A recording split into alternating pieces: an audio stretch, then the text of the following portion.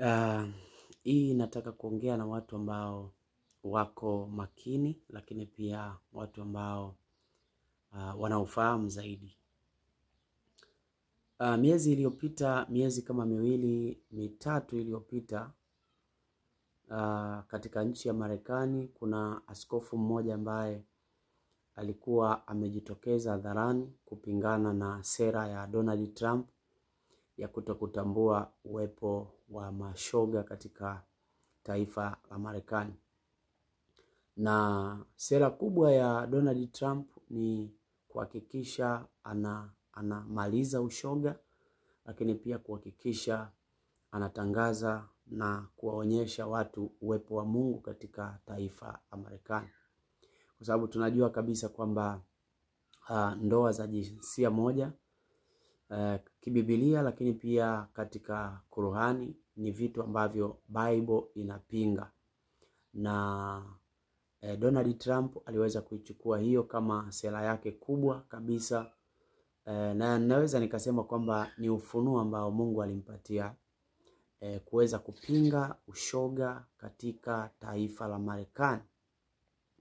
Japokuwa kumetokea mgawanyiko katika taifa la Marekani, wapo wengi tu ambao wanapinga sera yake na wanatamani kuona kwamba mashoga wanaendelea kutambulikana katika taifa la Marekani na uwepo wao uthaminiwe.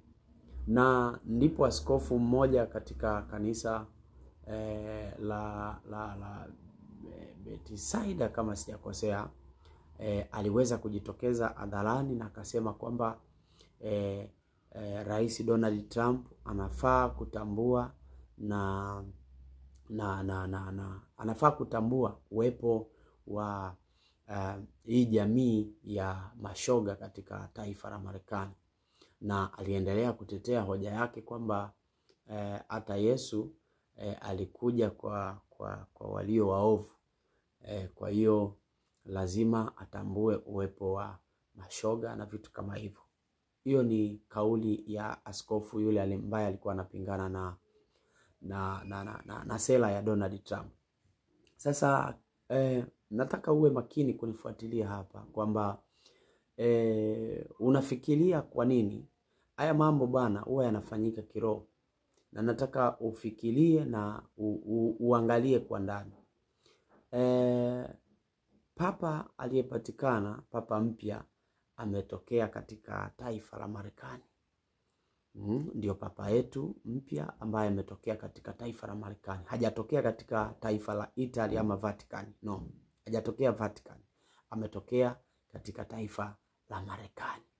Sasa nataka uniachie comment hapo kwamba wewe unahisi nini? Unahisi nini kwamba ushoga Marekani utapungua ama utaongezeka? Papa kapatikana katika taifa la Marekani. Sasa nataka uniambie sera za Donald Trump zitafaulu kwa kiwango gani? Ushoga Marekani utaisha ama ushoga Marekani utapungua, ama sera ya ushoga ndio itaendelea kushamili katika taifa la Marekani? Jamani, ni siku za mwisho. Tuombe na tumkumbuke Mungu.